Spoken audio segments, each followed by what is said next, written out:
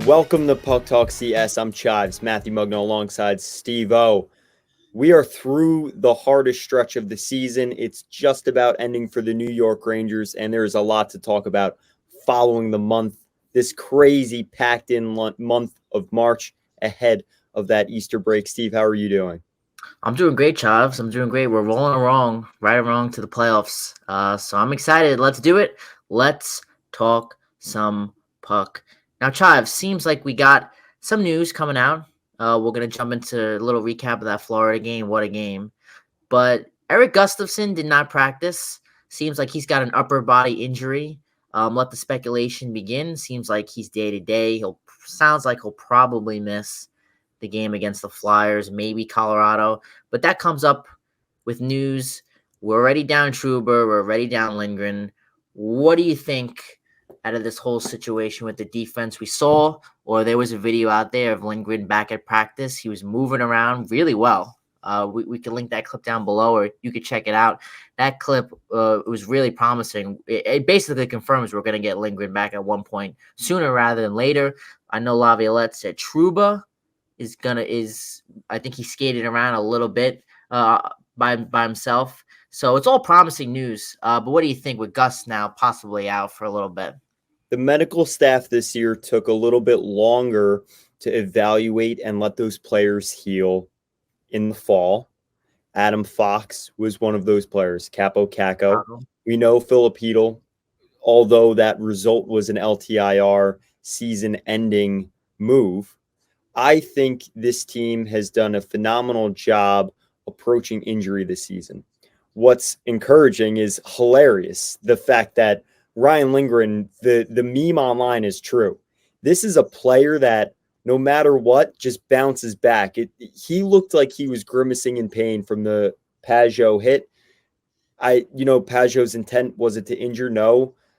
Is it a rivalry atmosphere where he gets caught in a bad position? Certainly. And as soon as the camera cut away, we talked about this. It looked like it might be long-term or longer term. Maybe, he returns in the first round. That does not look like the case. I would still expect not to see him for a little while because I recall at my time at the Hockey News going to the rink every day. And with Fox, it was like Fox is already skating in Dallas, but he didn't return for another 2.5 weeks. That's fine. These players, as we just mentioned, and we will touch upon further down the road on this podcast, they're through the thick of things, so let them rest. And the fact Gustafson's down now, you're seeing the way the organization depth has worked at the forward position, defense position. I think it's really nothing to sweat over, Steve. What do you feel about not only the fact that players are going down, but that it's towards the end of the season?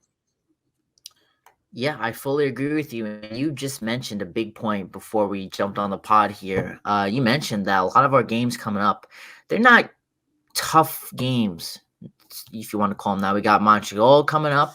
We got the Coyotes coming up. We do got to play Philly and Colorado this week, but after that, the schedule does trim down a little bit. We got to play Pittsburgh, which we also were talking about. They blew a 4-0 lead to Colorado, which we'll see later on in the week. They stink. We got to play the Islanders. We got to play the Devils, all teams that we've played really well this year. So I'm not worried about it. And also, why should we be worried about it when we've had guys like Zach Jones step up and play huge in the absence of Trouba?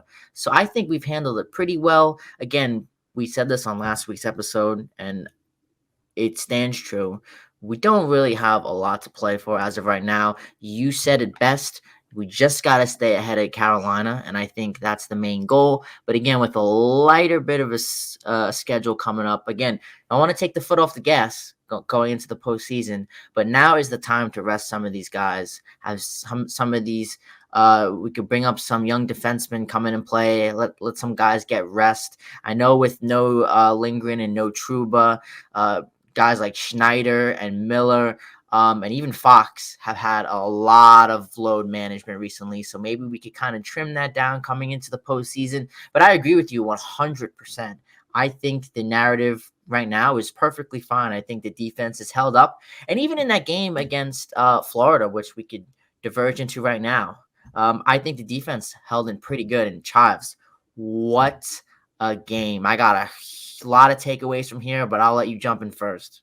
Yeah, I was really impressed with how they approached the forecheck against a team that's very fast, moves the puck fast, and they have some really physical players. I like the way Kachuk spoke at the intermission. They know Rempe's tough, but they're just going to bring it all over the ice and try and clamp down the Rangers' best players, and they came through.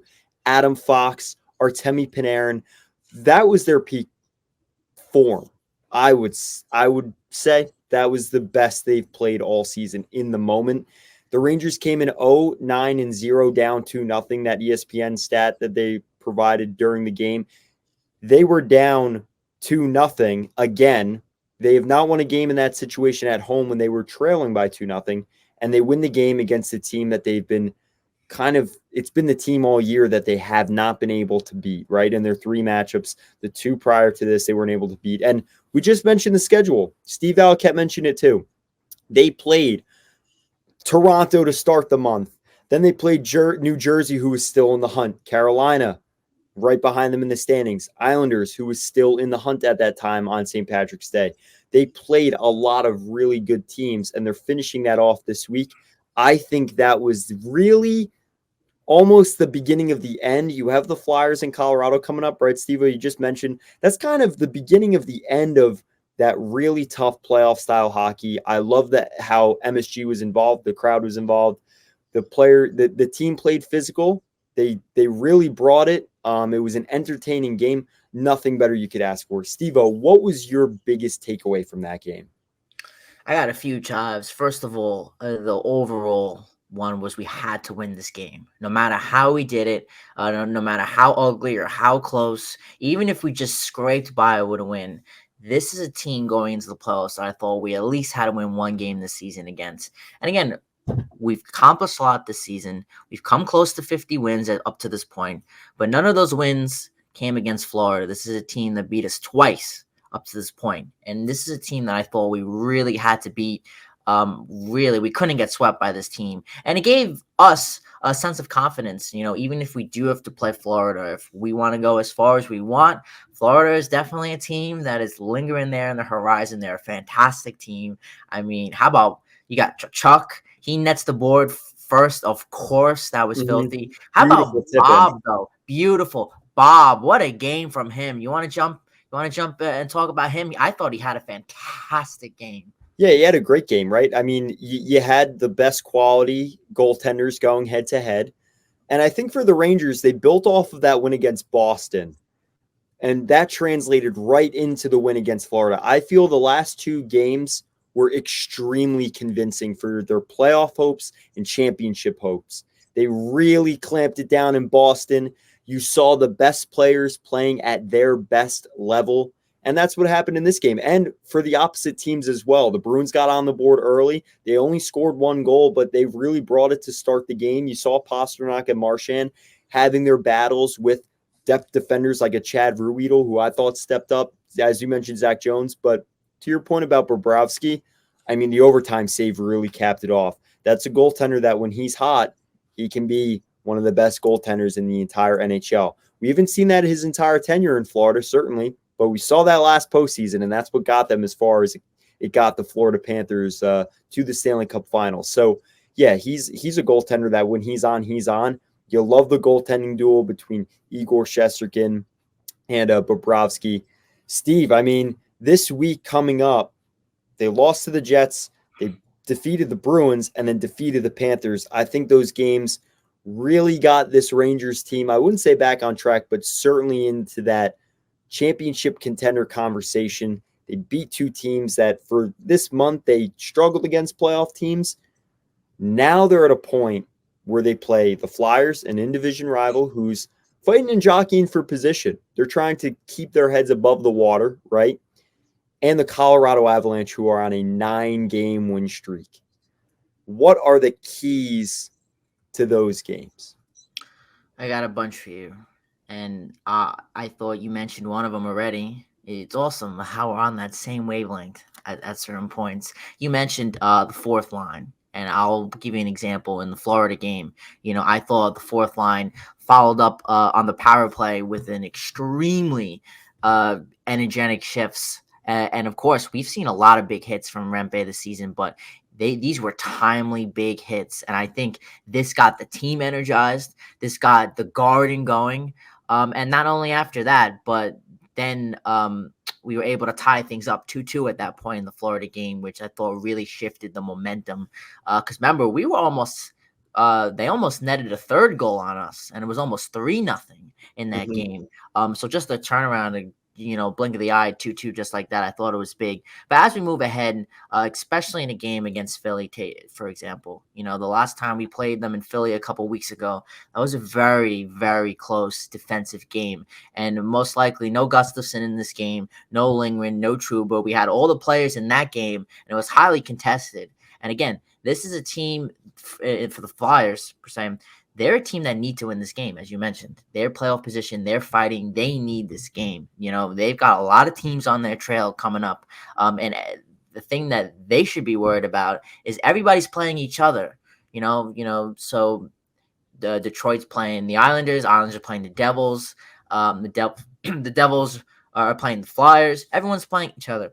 So if you lose one game, that's a big loss. The other team's jumping you 2 points ahead, and you don't really, at this point in the season, we got 3 weeks left to go, maybe 3 to 4 weeks left, 3.5. You don't have as many games to spare after a loss. So this is a big game for them, but I want to see, since I don't want to say defense depleted, but obviously our dogs, as you call them, are not in the lineup. So I want to see this fourth line. I want to see Rempe step up and bring that excitement, bring those energetic hits, play the forecheck pretty well, tire this Philly team out. I think that'll go a long way for us. Again, not a must-win game for us, but this is something against Philly, and of course Colorado as well, that I think will help us out, especially Colorado. They are as hot as they come. So that'll be an exciting game. You got any more, Keys? Yeah, Colorado is a different team this year. Want to touch on the Flyers first and foremost. I said this last pod. The Rangers' top players are playing their best. That is what's going to put them over the Flyers in that contest tomorrow night.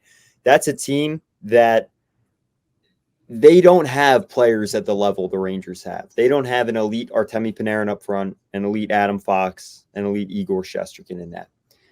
And that's what will be the difference in that contest. And I do like Laviolette's approach of slight load management because, face it, Will Cooley's a young player.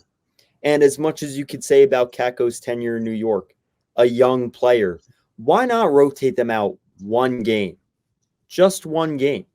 Just give them a breather. They're playing heavy minutes, and they're playing a heavy game. They're playing a strong forecheck with speed. They just had a really grueling stretch. I like that. Turn to Colorado. I think that's a game you just see what the best effort is, right? They're going to give their best effort. You're down a few defenders. The other team has talent. I think what'll factor into that game is how the depth plays for the Rangers. How are Wenberg? How are Kakko, Brodzinski, Cooley, Rempe, Goodrow? How is that bottom six going to pair up against a Stanley Cup contenders bottom six? Because they have a loaded front unit too. They have a Rantanen, McKinnon, and Makar. They have top guys. So do the Rangers. So I think that's another great matchup. It's really the last one of the season. We talked before we hopped on the mic here. April is not close to what I thought it would be, with the Devils pretty much out of it, the Islanders pretty much out of it. They were really on their last gasp of air. I think that contest against the Colorado Avalanche is really the last true marker against a Stanley Cup contender. We talked about how this last month has all been about how are you playing against contenders. That's over. It's no longer a marathon, right? So these guys, rest them a little bit, turn in solid performances, continue to focus on your game, and I think that's exactly what they're going to do. The keys to these matchups are quite opposite, I feel. I think it's going to be how is the top talent continuing to click and how the bottom six fares against Colorado's, they're a team that's built different than their Stanley Cup winning team. I feel they have a lot more grit on this team, and that's going to be key to see how the Rangers grit responds to the Avalanche depth. I love it, and those are our keys this week. I do want to mention, do a little like a post review here. Flyers coming in, they played pretty well hockey these last few games. Had a big win against Boston a couple of days ago. That was pretty well contested. In terms of Colorado, if the streak will be intact, that will be seen because they have one more game before they play us. They play the Canadians. Not hard, but again, Montreal could put up a fight. You never know. Mhm. But Colorado has played games against Columbus during the streak. I think they played two. They've had games against weaker opponents. They had games against Pittsburgh. They've played games against teams that have not put up their best performances. Mhm. And Pittsburgh, I want to say before we move on to the next segment, I'll eat my words on that. I remember here on the pod, I said it was way before the trade deadline, but I don't want to say big on Pittsburgh, but I just couldn't see them falling apart like they did. Like I thought there would have been at least something, at least a streak of 5, 6 games. Crosby gets some going. They had Jari, who's had a really good year. He was either last year or 2 years ago, and I was just I gotta eat my words, Travis. I was wrong on that one. I mean, they've been terrible. Yeah, the Penguins, they've struggled, and I believe the Rangers draw them one more time. I Yes. feel they have not been in a good position since November when the Rangers, the first game they played them, shut them out 1-0. Jonathan Quick earning that shutout. That was just about the time where he was in that MVP conversation. And with that, yeah, I personally thought as well, that organization puts together a run towards the end. I really think the wheels fell off when Gensel left. That was the kind of the sign of the times. So yeah, Penguins fell off. I think, and the Capitals are a team that I did not expect to hop into the conversation either, along with the Red Wings and Tampa, who have kind of controlled the wild card for months now. Yeah, Washington moved in for that second wild card. That was something for sure that we'll monitor here as we get closer to the playoffs. Tampa as well. They have that first wild card spot. They have not been playing good hockey. Mhm. Vasilevsky, I don't know what's going on with him recently, but he's had a couple of 4, 5, 6 goal nights these last like 4 games. And Tampa offensively struggled. They've struggled on 5-on-5. They've struggled on the power play. So that is something for sure that we'll have to monitor as we move to the playoffs, Chives. Yeah, now listen, 7 teams are 1 point out from the President's Trophy. So it's quite top heavy this year. And we're seeing teams like Nashville, Washington put on some runs, unexpected runs to end the year. So the bracketology, March Madness, it's all changing around. There's teams flying everywhere. We got college hockey, NHL, March Madness. There's so many things to be keeping up with and so much change night in, night out. Very exciting time of the year. And with that, there is not only the Stephen McDonald Extra Effort Award coming soon, and that voting has opened. And along with that, kind of those regular season grades. I know that's a conversation more for the summer, but it's worth noting we've debated who the MVP of the season is. Who are some players that you felt have stepped their game up and you would actually move? Say, Steve, you had Will Cooley at a B minus. What are some players in the last month against playoff teams that you felt you would add to their grade? I love this question. I remember. Can you remind me who you picked early on in the season? I don't recall. I think we both agreed on Panarin for sure. I think my two MVPs earlier on in the season was Panarin and Quick. Who were yours again? Panarin, I don't think anyone was denying his Oh, of performance. course. Vincent Trocheck. Those have Here we stuck. Here we go. Yes. So uh I'm gonna not walk that back. Panarin's had a great year, but I'm gonna tell you right now, for I don't like giving out A pluses because the season's not over yet. But for my A player, he's the season MVP. It's not changing, and that is Vinny T. He is Mhm. my season MVP, and I think in 3 weeks from when the season ends, my answer is not changing. I don't think it will change. I think it would have to take Panarin to have 6 hat tricks now in order for that to change. But Vinny T is my season MVP, Chives. I mean, he has been outstanding, especially on a year when we saw at certain points Kreider take a little bit of a step back. Again, there's no doubt that Kreider's, one of our top dogs, and it's debatable that he's the best Ranger on the team, Panarin as well. But the best Ranger this year, I think, hands down, was Vinny T. And it comes into those moments where it's not necessarily, the flashiest of flash of goals or, the numbers that stick out to you. But he's had such an outstanding year, Travis. Whether you want to go to faceoffs, to forechecks on the power play, skating, his physicality, his speed, all around, Travis. I think Vinny T has had a fantastic year. I think he's gonna pass 70 points for sure. I think he's at 68 or 69 right now. I think he's at 25 goals or around there. I wouldn't be surprised to see him get to 80 points, possibly 30 goals. I think if you're looking at 30 goal, 80 plus point season, I think that's a great season for Vinny T. He is my A player. Again, I don't like A plus, but he is my A player. Panarin follows him right behind, but again, to me, Vinny T and what he's meant to this team, he's my top player, Chives. I couldn't disagree more. And the reason you talk about walking back and changes, right?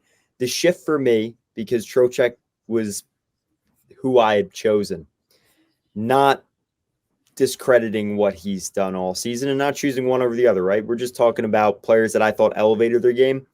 The win against Boston and the win against Florida, I think Panarin just rose his stock rose again for me. I think this is a player that coming into this season, there was talk about trade. There was talk about, speculation of, does he really have it?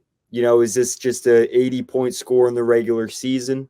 Where has his goal scoring gone from his days in Chicago and Columbus? And he's almost at an 100-point season. Knocking on the door at 9-9. Shootout winner the other night. Rocket of a shot over his buddy Bobrovsky for, I believe, the game tire. Mm-hmm. This is a player that is already top 8 in single-season points in Rangers history.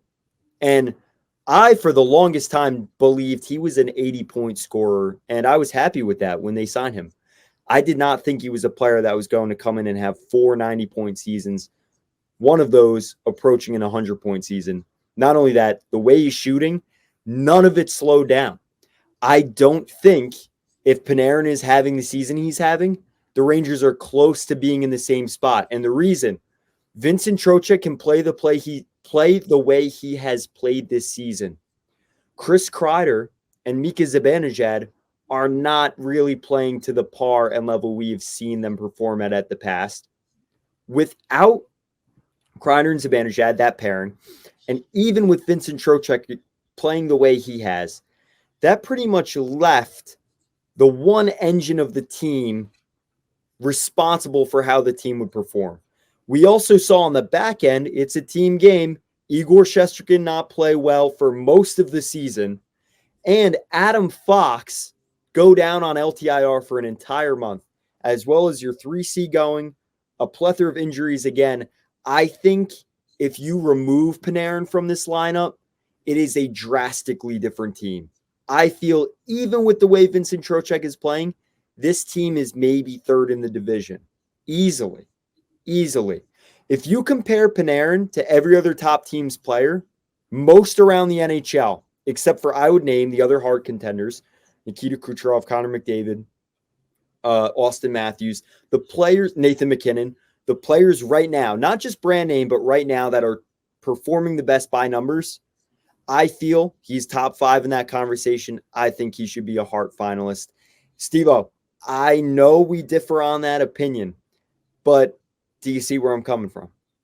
I do see where you're coming from, and I thought you had a money clip right there. Honestly, I would have said it right now if you didn't say it. But if Vinny T is not on a line with Panarin, I don't think you see the results that we have this year, and I don't think you see Panarin's numbers as high as they are right now. Actually, I would say I think Trocheck would turn in. He's played better in his tenure than I thought he would in a blue shirt. I thought he was still a great signing and an upgrade over Strome, but I also thought he's playing better. I don't know if it's I don't think it's that he's relying on Panarin or Lafreniere. They're all bringing it this year. Like if Trocheck was on the third line, I still think he'd be performing this well.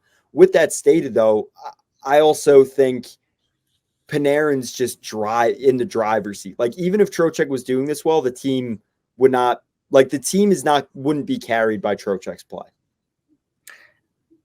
I do agree with you. I think at certain points, I do think that Trocheck is such a compliment to Panarin that there were moments where we needed to get Panarin going, and Trocheck has been able to get Panarin going and even Loft going at certain points. And I think what makes Trocheck, and he's a centerpiece to this team. When I think of guys that are a staple of this team, Chives, Vinny T is in there. I don't know if you agree with me on that, but Vinny T is top 4 in my book. He is going to be a huge piece of this team moving forward. And you just look at all his skills that he brings to his game.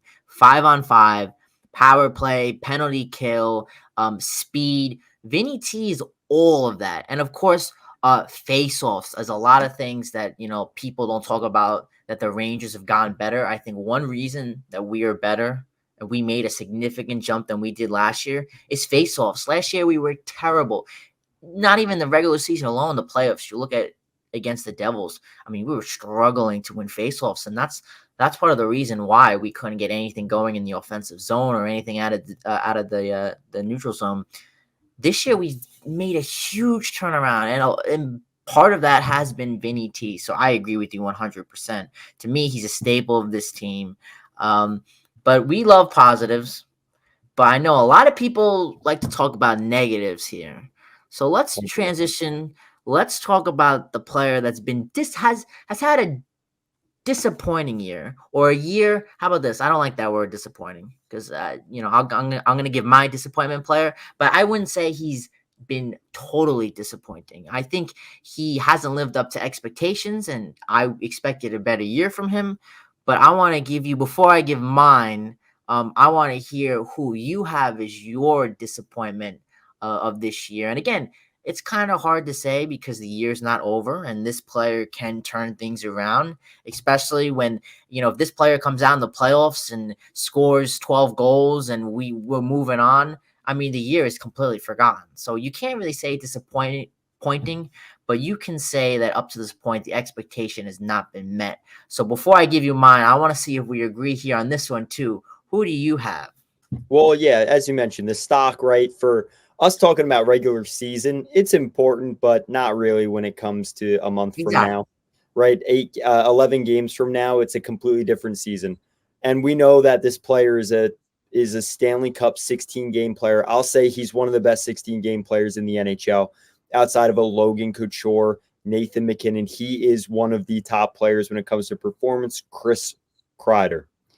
Now, Kreider is a player that this is not all season, but I feel against the playoff teams, when the Rangers were last really driving in the regular season under Gerard Gallant 2 seasons ago, this was a player that was all over. You couldn't move him. You couldn't figure out how to stop him on the power play.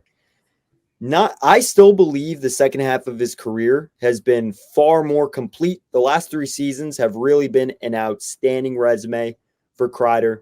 Impeccable player. I feel his game off the puck has been lackluster.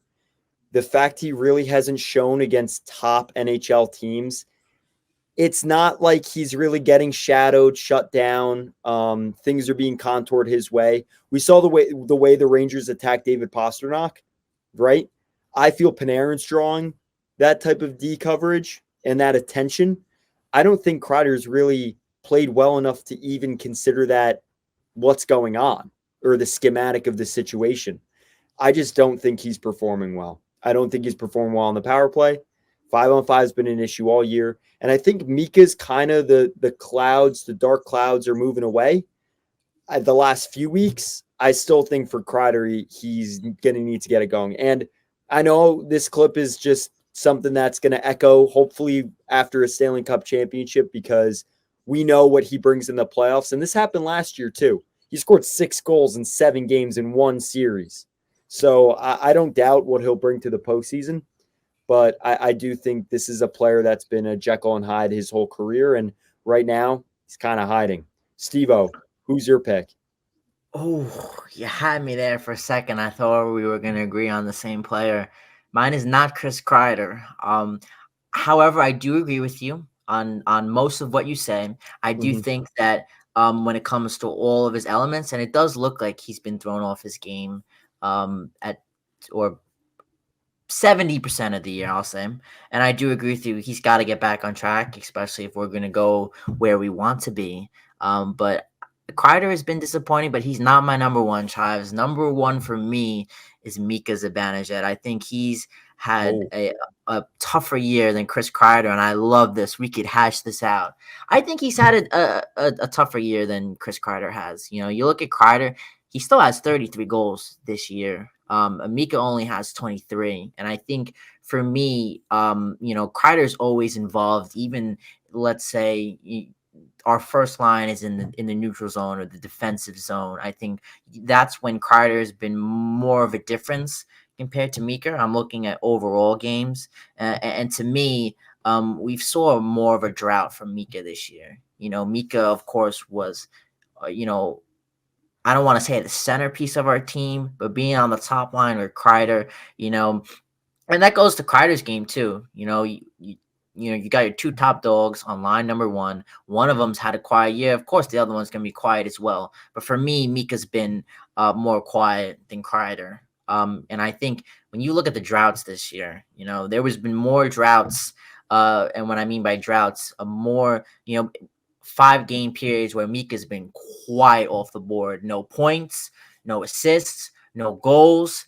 Kreider's had that more sustained. You go and look at Kreider's, 5-game, 10-game lengths at any point in the season. He's gonna have those numbers.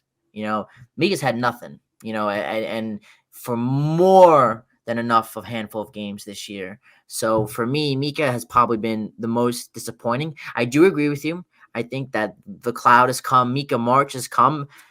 Maybe he's not the. heating up.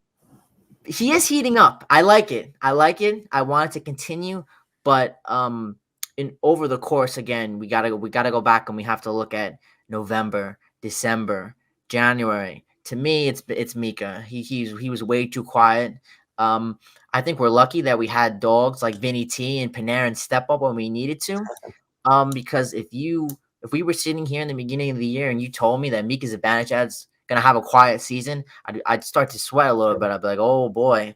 But that just shows you how strong, especially our bottom six. I think our bottom six gets very, very, very underrated marks around the league. But that just shows you how well they've played up to this point, especially line one's been quiet. I like what we've done by bringing in Roslovic. I like the pairing. They're starting to heat up. Let them cook a little bit. But for me, I got to give it to Mika Chives. I'll say this though. All right, I'm going to throw in two wild cards.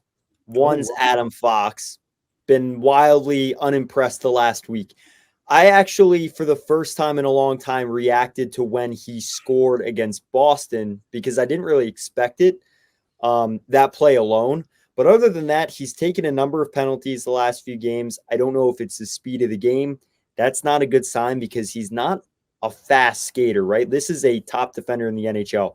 Whether you look at him as just an offensive defenseman, whether you look at him for solely his defense, he's top of the league, Norris Trophy winner 2021, no doubt. How have you felt about his play? I agree with you. And I think part of that is the reason when you see, Fox he's labeled as an offensive defenseman, and even when he doesn't contribute offensively as much, and I don't think he's contributed offensively, especially on the power play. Which is odd because he set his career high in goals the other night, last week. So it's like there's this weird feeling around him this year. It is, and it feels like he hasn't had a great year. Like when you compare him to Makar, it feels different. But I just think that that's how it feels. I think, part of it is, and when you look at it, on the power play, you got Panarin, You got Vinny T. These are the guys that are going to eat majority of the goals. And I think Fox, you got to look at him in his traditional role as a defenseman. I think it's Mhm. fine. I think it gets overlooked a lot. I do agree with you that I don't want to call him stale, but he's gone a little quiet recently. And I think, yeah, he's had a majority of his games without his pairing and Lindgren, and his roles Mhm. had to change a lot over the course of the season a little bit. But he's a tough one. He's a tough one because I agree with you, but the numbers are there, so you can't really be mad. Can I guess your second player? I think I know who you're gonna say. Yeah, go for it. Keandre Miller. No, I've actually been really impressed with Miller. I am in a very small section, I think, of not only, just media reporters and fans. I find he draws a lot of criticism. I love his game. I think he's a top four defender, and you don't need him to be a Norris caliber defender or a sole, defensive first defender. And I think he's played really well on both ends. It's the details in his game that I think maybe others don't appreciate that I do. His reach and his size, how many times he negates a player from entering the offensive end, and you don't notice it because it's so quick. And it just looks like, oh, something simple happened. I appreciate those small things. Love the way he can skate the puck. I think he's played really well. How about you, Steve? How have you felt? Yeah, I agree. I do agree with you. I think his roles had to change tremendously due to the injuries that we've Mhm. had. He's So more I'm not responsible. exactly, yeah. So I'm not concerned about him. I think when you're comparing him to last year, I think I've seen a better year this year than he's had last year. Again, last year, remember he was spitting on people, taking bad penalties, being very sloppy towards the end of the season and into the Mhm. postseason. So this year, I definitely seen much more. You could call it more solidified. But Mhm. I do agree with you. I didn't know if that was a route you were gonna take. I'll give you another play. Is it Barclay Goodrow? Oh, well, geez. I don't think he was a player. The beginning of this conversation was about players that maybe stepped up or stepped down. I think from week two on, I've been unimpressed with how he's played. I mentioned I admire players, and again, this is somewhat odd. I think the Twitterverse really messes with all this. Players that bring what he brings to the table should be valued, and they're not in by modern fans. I'm not sure why. By the younger crowd, they just think you're supposed to have a team of superstars. That does not win you the Stanley Cup. Knock, knock, wake up, cold water in the face. With that, though, one goal. He had 13 the last two seasons. I just felt he played a little bit better under Gallant. I know he was shifted up and down the lineup, but I think he's played better under with Rempe on his wing and VC. So, by the way, Jimmy VC, another player, a lot of what he does not get talked about. I love his game. Hundred The P. player, Steve, I wanted to bring up was not the players, but the trades and approach. Roslovic and Wenberg, to me, have done a lot of small things well. But I also don't feel they've had the same impact of the last few trade deadlines. I don't. And I know that's a very small sample size, but we're going on 2.5 weeks. And at this point, I vividly recall watching on my phone at Vanity, New Haven, Andrew Kopp. By the time I got the game on the phone, he has a hat trick against the Islanders. You're looking at Frank Vetrano. It was like every time you opened up your phone and saw the notif, it was like Frank Vetrano scored. I'm not saying by any means their value is less. I'm just stating, even with Tarasenko and Kane, I've felt their impact's been a little bit less than I thought it would be for at least the beginning of their tenure here. Again, postseason is probably going to rewrite most of this, but the fact Mika and Kreider were the two players we named that are struggling, I feel Mika's heating up. You think Kreider's had a worse season? Rosovic, yeah, he was not brought in to cure that, but I also don't feel like he's brought enough to necessarily catalyze them either. Interesting. I didn't. I my only other guess. I didn't think you were gonna take that approach. The only other guess I would have had was Igor. Was you would say Igor? That was my only other guess. But interesting take here. We could hash this out.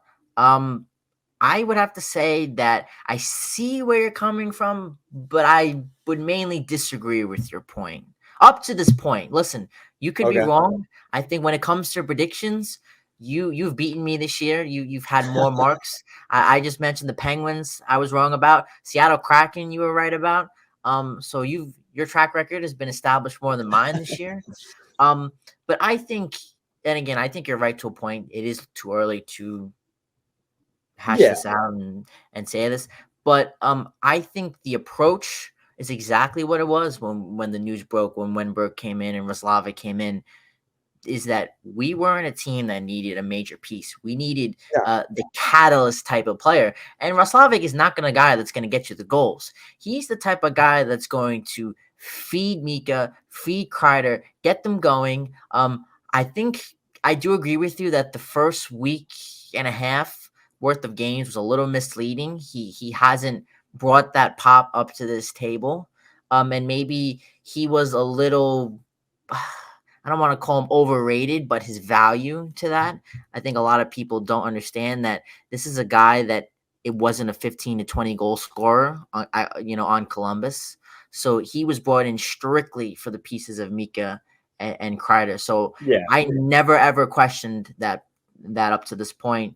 And I think again, Wenberg, yeah, you can point to specific games with Seattle, but again, he wasn't really a major piece either. And again, it just doesn't go, to your point. This goes to the larger point of the Rangers were going in to bring in these smaller type players because Chris Drury felt that this team mostly was solidified. He wanted to just add those depth pieces, and those depth pieces enough weren't going to be the ones that put the Rangers over the top in the postseason. I see where you're coming from on that point.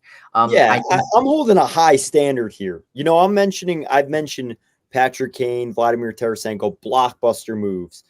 Andrew Kopp and Frank Vetrano, who were two of the best trades in the Rangers' recent history in terms of what the results were that they brought. I know it's a very hot gold standard I'm talking about, but the reason I mention it is just because I saw the Andrew Kopp trade was, 2 years ago last week, and it just reminded me that they've been on the roster now for a little while, and I've still waited for the moment to say, Roslovic had a 2-assist game. And granted, they performed really well. I love the way Wenberg plays down with Kakko and Cooley. I've mentioned that before.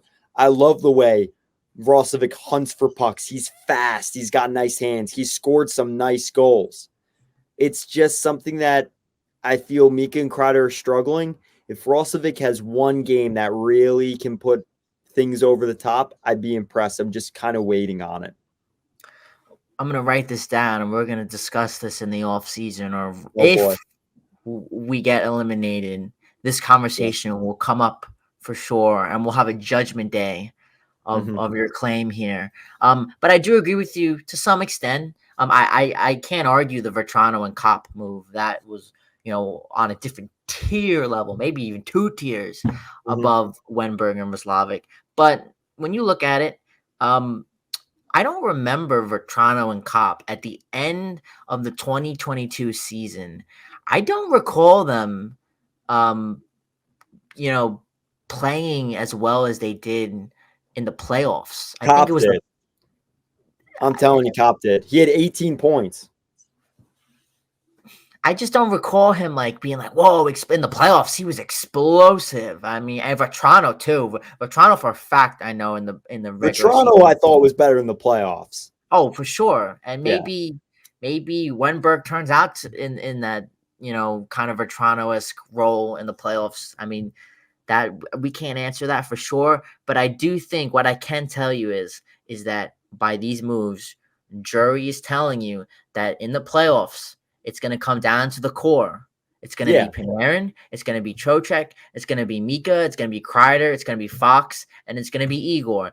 That's the core. If 4 out of those 6 players have a bad postseason, we are in trouble. And I think that's the main message of the I think point. it's less than that. I think if 1 or 2 of those guys have a tough postseason, I don't think the Rangers make it. I mean, you look at the East, right? And again, it's what I said with the Flyers preview earlier. Your best players have to be the best. And they're your depth and then your top half. Your top half has to bring it, score.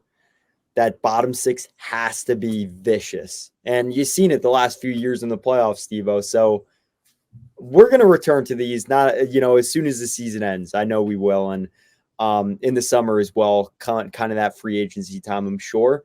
In the meantime, big week ahead for the Rangers. Very exciting times. Yes, very exciting times. Philly coming up, Colorado coming up. Again, like we mentioned before, some big games, obviously because of their opponent. But again, the stake is a pretty low stake for the New York Rangers. So we'll see where that leads to. That'll wrap us up here on this episode of Puck Talk CS. Follow our socials below at Puck Talk CS for all content and previous episodes with special guests you do not want to miss. Always remember, it's just the luck of the puck.